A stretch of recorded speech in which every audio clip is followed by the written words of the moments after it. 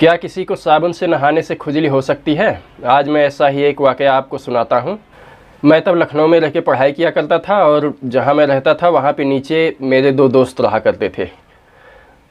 इन दो दोस्तों के मित्र इन्हीं के गांव के रहने वाले उसी मोहल्ले में दूसरी तरफ आकर रहने लगे।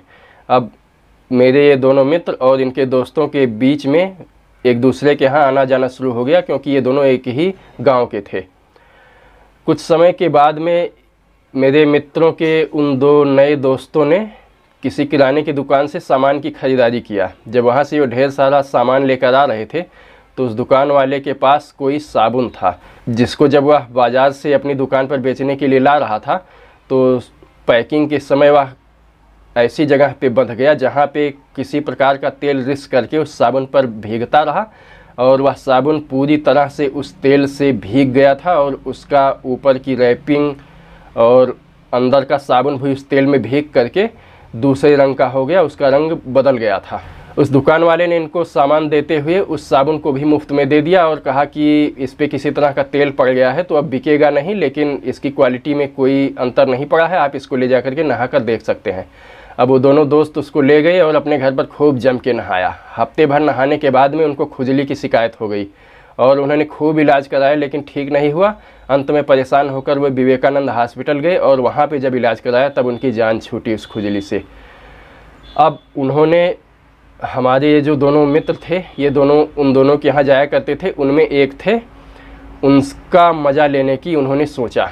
एक दिन जब ये मित्र उनके यहाँ पहुँचे तो उन्होंने उनको वही साबुन खुजली वाला प्रदान कर दिया और कहा कि हमारे पास बहुत सारा साबुन है और यह ऐसे ही अधिकता में पड़ा हुआ है, तो आप इसको ले जा करके इससे नहाइए और मज़ा लीजिए।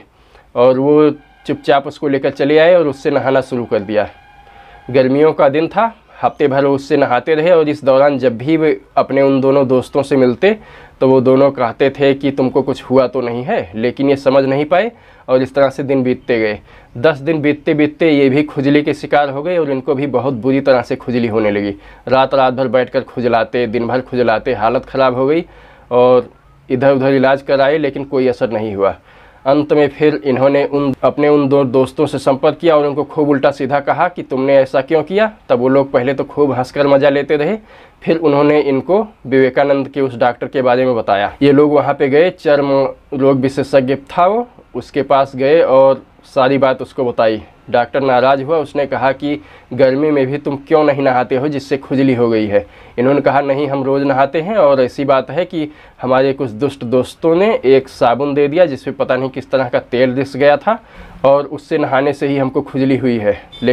लेकिन डॉक्टर इस बात को मानने को तैयार ही नहीं हुआ। तब मैंने कहा कि इन डॉक्टर साहब को भी वही खुजली वाला साबुन ला के दे दो और ये भी नहा के आनंदित हो। लेकिन उस दोस्त ने कहा कि मैंने उस साबुन को फेंक दिया है और अब मौजूद नहीं है, नहीं तो अवश्य देता। और डॉक्टर साहब भी उसको लगाकर खुजली का मज़ा लेते और पता पा जाते कि इस साबुन लगाने से खुजली होती है कि नहीं होती है।